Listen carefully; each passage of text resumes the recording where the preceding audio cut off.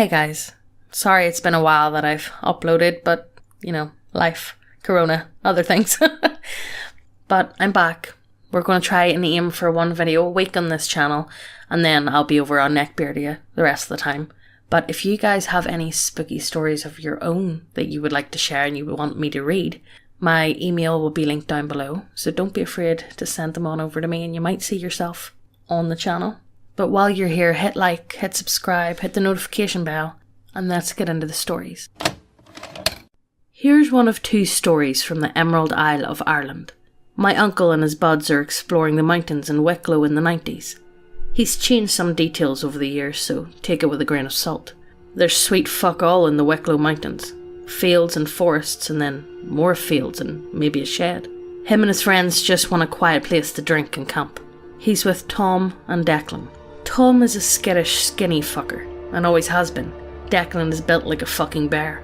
They find a place, camp with a little barbecue out of their shitty hatchback car. Typical stuff. Tom heads off for a piss in the woods, drunk. My uncle and Declan have a laugh for a while, drinking and doing dumb shit. Half an hour later, Tom hasn't come back. What? Okay, what the fuck? They head off to find him. After wandering around the forest looking for him, my uncle manages to lose Declan and trips halfway down a fucking hill in the wet mud. Lands hard on something soft. It's Tom, who's staring at my uncle as if he had just took a shit in his grandmother. What the fuck are you doing? Tom interrupts him with a super slow motion point towards a clearing. My uncle describes it as a fucking load of pricks in robes staring at a fucking rock in the middle of the proxy forest. They're all standing silently still in blue robes around a tall rock in the middle of the fucking mountains. They haven't noticed my uncle and Tom yet. The two of them lie in the mud for nearly 20 minutes in fear. Suddenly fucking Declan bellows, "Lads, where the fuck are yous? For fuck's sake, it's freezing!" The mob spins around and immediately starts walking towards them. They run like Sonic the shit-scared hedgehog back to their camp. Start trying to pack everything. The mob is walking through the forest towards them. Leave things. In car. Driving. Home. They don't remember anything of the journey. He refuses to go camping now. There were rumours of a cult up there for decades, but that's the only proper sighting. This might have been top tier bait, but I'm fairly sure I heard a guy make contact with aliens and get picked up by the government on Discord. I was talking to this guy in some random Discord server a while back. Me and him were just chatting about random shit. After about an hour of talking, he says he's gonna go drive around his property. Said there's been people driving dirt bikes on his property. He lives in Kentucky. He hops in his truck and starts driving. We keep talking about random shit while he's driving around. After about 5 to 10 minutes of him driving, he tells me he sees some lights out in the distance. He hops out of the truck and starts walking. He yells out something like, "Hey, I'm gonna call the cops." And after that, I heard this extremely loud noise. I have no way to describe it, but it was deafening. After that, you could hear this guy fall onto the ground and start running. He gets back to his truck and the guy starts panting or crying. If it was bait, this guy was Hollywood tier actor. He's sitting there contemplating if he should even turn his truck back or not. He decides to just call the cops instead. He dials up 911, puts the operator on speaker so I can hear, tells the story and location, etc, etc. About 10 to 15 minutes later, he tells me a couple of SUVs pull up. I can hear him talking to some guy from inside his truck. The man asks him to step out to talk to him, which he does. After that I can't really hear shit, but after a while I can hear someone open the truck and mess around with the phone, and heard a guy say something like, "Is this a phone call?" Heard him reply, "Okay," then he hung up. I never heard from the guy since. Still don't know if I should believe it or not. I find it hard to believe that someone would talk to me for around 3.5 hours just to pull some prank like that. On top of that, he would have to be a pretty fucking amazing actor with some great sound equipment with other people in on the prank. From an outdoor hunting website that had a creepy experience thread. On the trip in question, I decided to hike the old Malala Indian Trail that followed the ridge tops from Saddle Blanket Mountains to Oak Ridge, one of the Native Americans' favourite summer camps and trading centres. It was a beautiful August day. 2 days into the hike, I expected to be gone about 2 weeks, when literally, out of the blue, the most terrifying thing that ever happened to me in my life occurred. It would change my perspective of reality forever. I was walking along the trail, enjoying the strong breeze and bright sunshine, when, in the middle of a step. Everything around me started to turn grey and blurry. The only way I can describe it was as if suddenly I was looking through someone else's prescription sunglasses. I finished the step and started another. Every inch I moved forward, the darkness increased, and the grey blurring turned into a jumble of shapes that made no sense. I then seemed to pass a barrier and everything started to return back into focus. When my foot reached the ground in the second step, everything around me had changed. Day had turned into night, and there was no wind. All the Douglas fir and pine trees had been replaced with thick, jungle-like growth. The cool, thin mountain air was replaced with humid, thick air. There was no stars in the sky, but there was a diffused light that let me see everything clearly. However, I couldn't tell what the light source was. As often happens when the human body received a massive dose of adrenaline, the entire incident appeared like it was in slow motion. And even though I was only there for a second or two, I had time to observe my surroundings. The silence was broken by continuous high-pitched neighing sounds, and I was nearly overwhelmed with a sense of fear and danger. My momentum caused me to take one more step before stopping in my tracks. It was at this point I heard a whispered, "Gotcha," over my right shoulder. I couldn't tell if I heard it with my ears or inside my head. The word wasn't directed at me, but something said the word quietly to itself. I was so terrified I actually felt my heart stop for a moment. That whispered word is what saved me. I opened my mouth and gasped in a huge gush of thick air and recoiled backwards in the same footsteps I had entered wherever I was.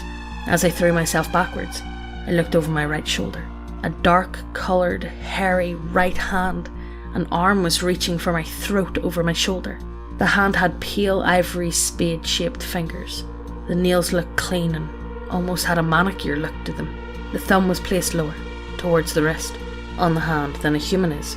Both hand and arm were thin and powerful looking, and both were covered with thick, coarse black hair. I got a good look at it because the thumbnail grazed my neck. It didn't break the skin. As I moved backwards, as I continued backwards, the hand clutched where my neck had been a split second before, and it seemed to fade off into the distance as we returned through the portal.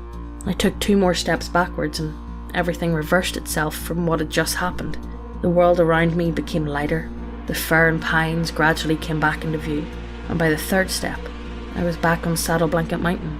I continued to move backwards in terror, and as I did, I observed that where I had just come from was a shimmering oval patch of air about the size of a large door. The woods behind it looked like it was underwater. By the 5th step backwards, the shimmering area seemed to just evaporate and everything was back to normal. By then, my lungs had nearly burst from the volume of air I had just inhaled during the huge gasp I had just taken.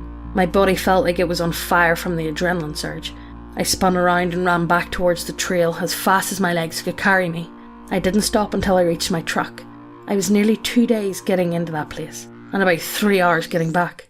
On my way home, I was absolutely horrified at the thought of what would happen if I were to drive my truck into something like that. It had been a trap, pure and simple.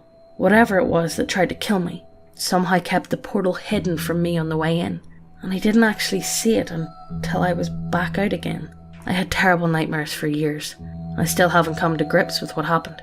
My fingers are trembling and the hair is standing on the nape of my neck as I write this. Severely shaken, I read everything I could get my hands on about people who have mysteriously disappeared throughout history, and discovered several instances where people have vanished in plain sight of others. The quantum physics people have a theory about parallel universes. They just might be right. Since I originally wrote this, a report from Sutter County, California was submitted to the BFRO. The person who submitted the report drew a picture of a creature he saw in a tree. The right hand in the picture is exactly the same as the one I saw. Note the thumb placement, and the forearm of the left arm is exactly like the forearm of the creature that attacked me. I have a story for you. Be me. Work at a cafe/chocolate place out in the country, on a farm. Quiet area. We serve homemade stuff. We normally get a lot of old people, especially during the winters. Summers are pretty silent.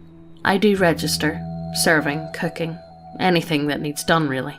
It's not unusual to get groups of people that come regularly, but there was this real strange group of ladies.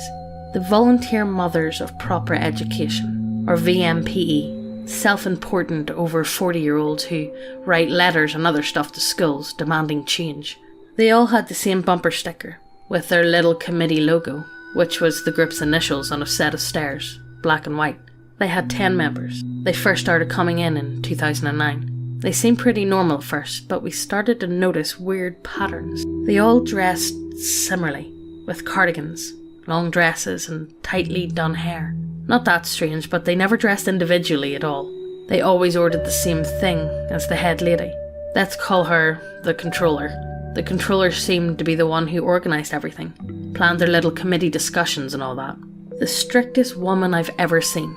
Spoke little, never looked like she smiled once in her life. This group always came in at exactly 2:49 on the dot, and got their food at around 3 o'clock. Every day they'd order something different, but always the same as what the controller had chosen, paid with their own money. One day one of the ladies in the committee decided she didn't feel like the food the controller had ordered. The controller gave her this death stare. I've never seen someone look so angry. The other lady immediately shrinks away. She orders last, getting the same thing as the controller. The group comes back in the next day, but there are only 9 members this time. The lady who wanted something else was gone, completely missing.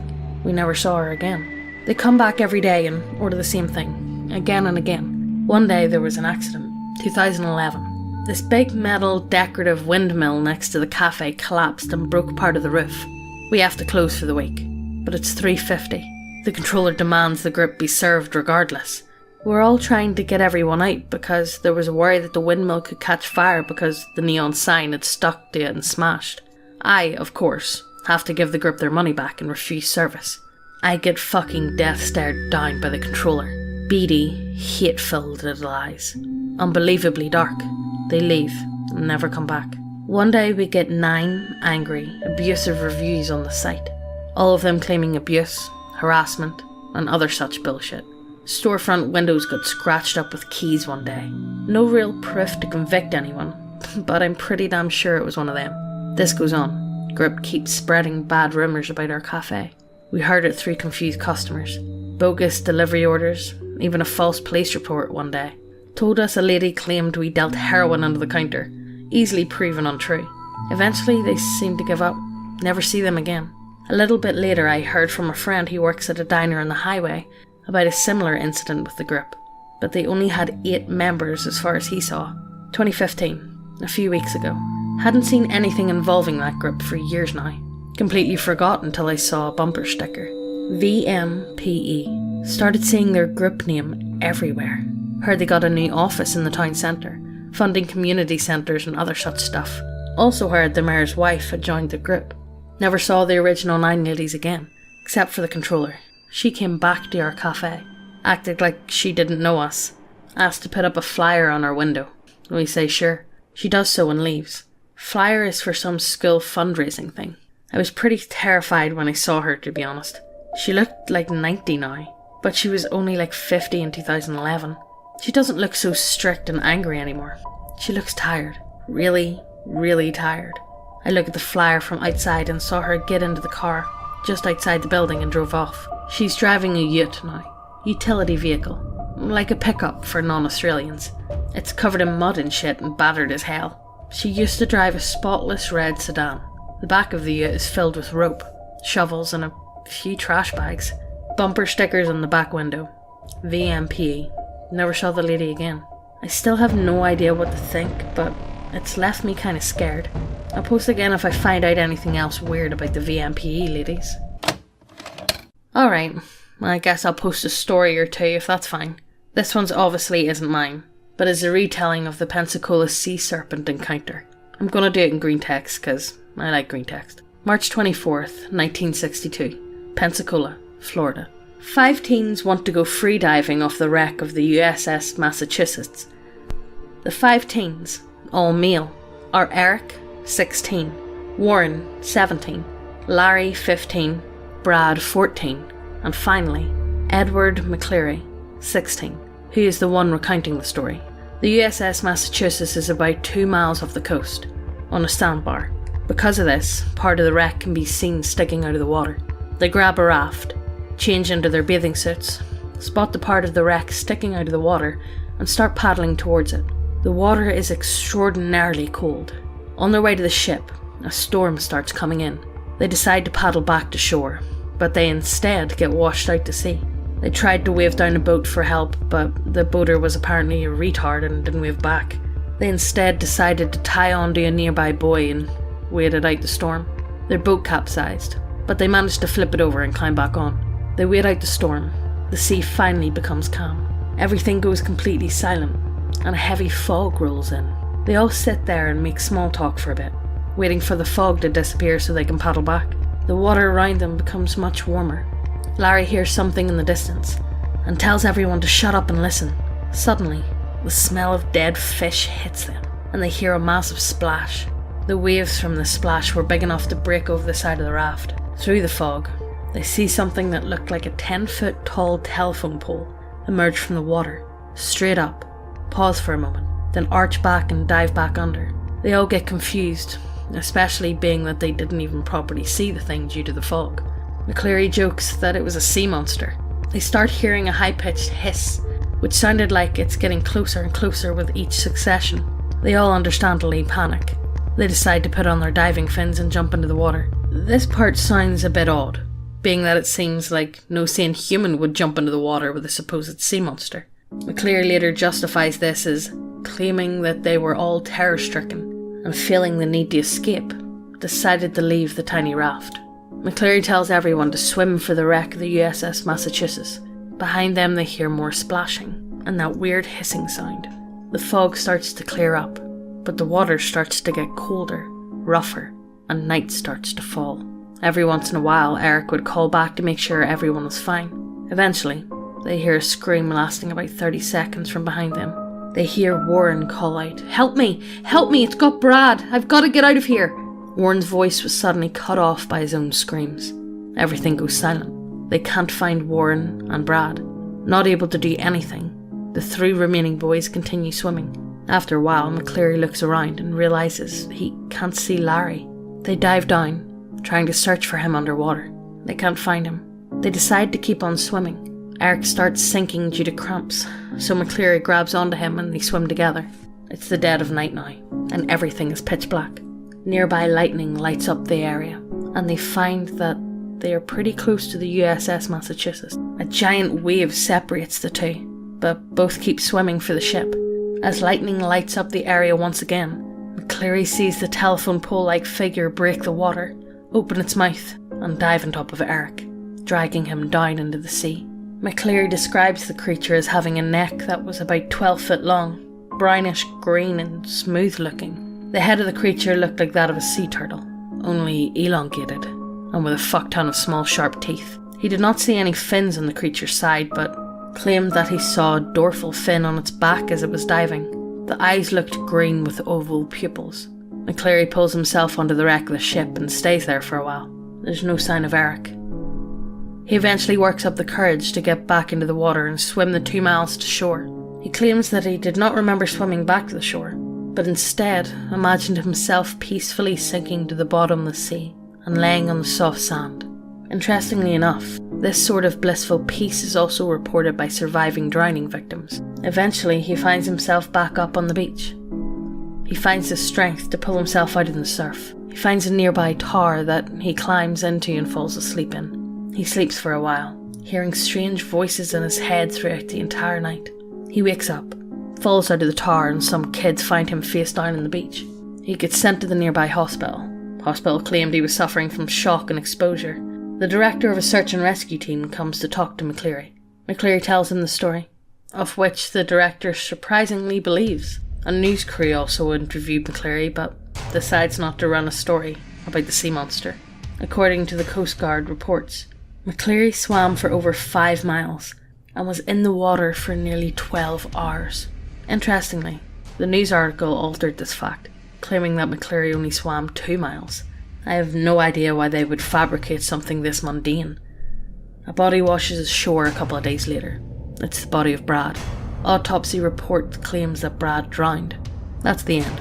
To my knowledge, they never found the bodies of the other kids. Oddly enough, there have been reports of similar looking sea monsters off Mobile, Alabama, which is only 58 miles away. It's a pretty interesting story, and is convincing enough in some ways to make me think that McCleary either saw, or thinks he saw, a sea monster. bye.